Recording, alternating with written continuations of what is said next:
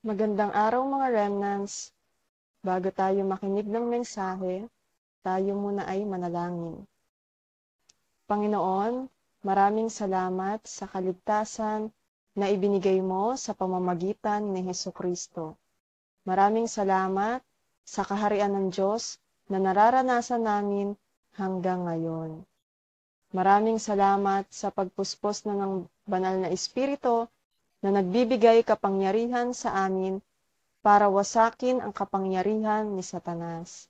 Sa oras na ito, bigyan mo kami ng karunungan para maunawaan namin ang mensahe na ibibigay mo sa araw na ito, na magbibigay buhay at lakas para kami ay mabuhay sa linggong ito. Nawa maranasan namin ang pagsama ng tatlong persona na wawasak sa bartisan ni Satanas. Nawa sa oras na ito, ma-establish ang bartisan ng Diyos sa bawat isa na nakikinig. Pinupuri ka namin at pinapasalamatan. Sa pangalan ni Jesus kami nananalangin. Amen. Ang pamagat ng ating mensahe ngayon ay si Jose na naging alipin sa Genesis 39, 1-6. Ikatlong lektura para sa taong 2024 ng Marso.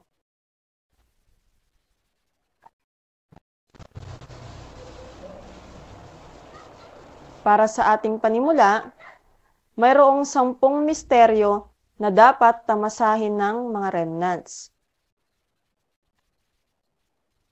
Una, ang hindi pag-asa sa iba ay susi at misteryo para sa katagumpayan.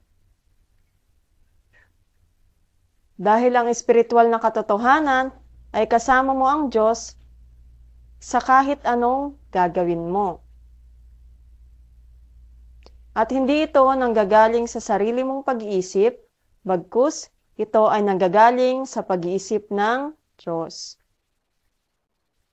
Kaya naman, dahil kasama mo ang Diyos, ikaw ay tinutulungan niya sa lahat ng bagay.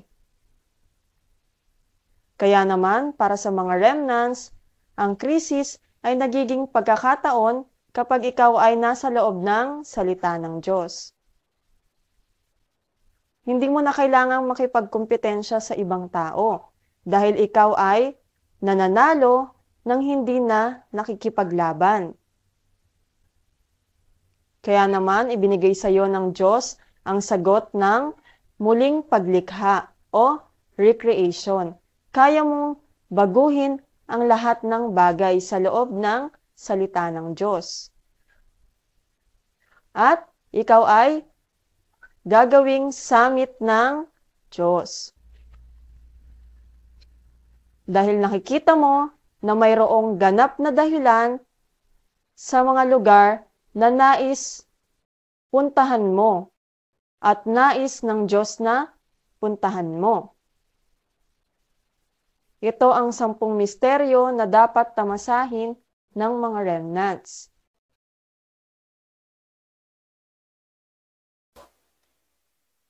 Para sa ating panimulang mensahe, una, ano ang naging daan ni Jose tungo sa pagkaalipin? Sa Genesis 37:36, dahil sa mga panaginip ni Jose, ang kanyang mga kapatid ay nainggit sa kanya. Kaya naman, siya ay tinangkang patayin at ipinagbili sa mga Midyanita. At ang mga Midyanita naman ay ipinagbili si Jose kay Potifar. Si Potifar ay isang punong kawal ng Faraon sa palasyo.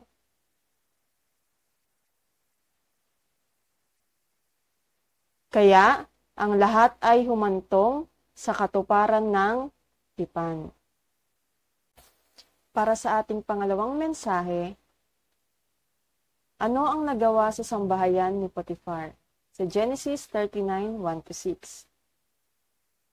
Sa bahay ni Potifar naglingkod si Jose, at siya'y pinanutnubayan ni Yahweh. Kaya anuman ang kanyang gawin ay nagtatagumpay.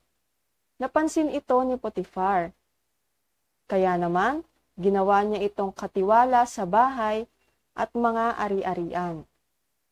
Mula noon, dahil kay Jose, pinagpala ni Yahweh ang sambahayan at mga bukirin ni Potifar.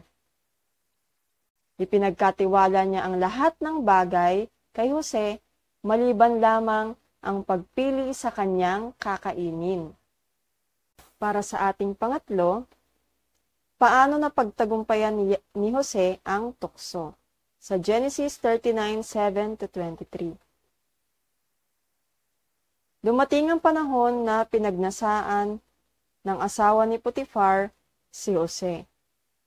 At ito ay nahantong sa kanyang pagkakabilanggo dahil hindi siya pumayag na sipingan niya ito. Ngunit alam ni Yahweh ang pangyayari na ito at hindi siya nito pinabayaan. Sa loob ng bilangguan, siya ay naging katiwala ng isang tagapagbantay. Sa lahat ng ginagawa ni Jose, siya ay pinagtatagumpay ni Yahweh. Si Jose ay hindi natinag dahil siya ay nagkaroon ng isang tiyak na panaginip. Para sa ating konklusyon,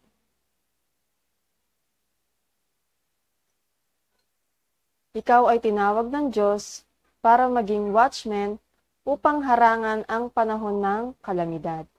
Anong klaseng panahon? Panahon ng mga sakit sa pag-iisip. Dahil sa panahon na ito, marami ang nawawala sa kanilang pag-iisip. Dahil sila ay kontrol ni Satanas.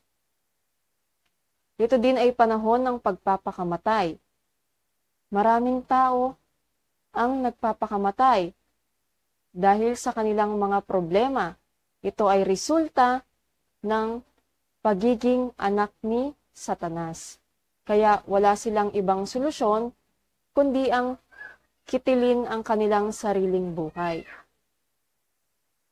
Ito din ay panahon ng droga. Sa panahon ngayon, laganap ang paggamit ng droga. Kahit mga kabataan o matatanda ay gumagamit ng droga. Isa itong kalamidad sa ating panahon. Sino ang makakapigil nito? Walang iba kundi ikaw. Ikaw na spiritual summit.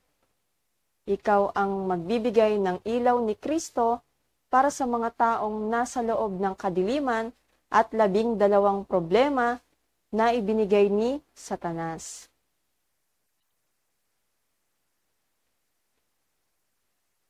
Ano ba ang panalangin ng isang watchman?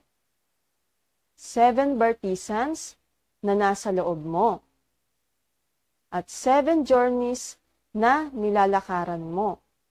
At 7 guideposts na iyong background. Kailangan mo itong itatak sa pamamagitan ng forum. Una, panghawakan mo muna ang salita ng Diyos. I-edit mo ang pangunahing mensahe ngayong linggo sa 1 hanggang 2 pangungusap lamang. Pangalawa, magkaroon ka ng panalangin. Isulat ang iyong panalangin na nakatuon sa salita at pagsasanay. Pangatlo, pagsasanay. Maghanap ng mga bagay na maaari mong gawin sa loob ng salita ng Diyos. Tayo ay manalangin sa pagtatapos.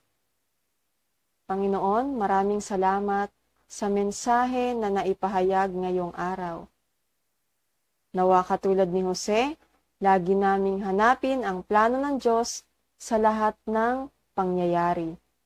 Nawa, lagi kaming humawak sa tiyak na tipan ng Diyos. Maraming salamat dahil tinawag mo kami bilang watchmen para harangan ang panahon ng kalamidad. Nawa lagi naming ishine ang ilaw ni Kristo sa lahat ng lugar. Sa pangalan ni Jesus kami nananalangin. Amen.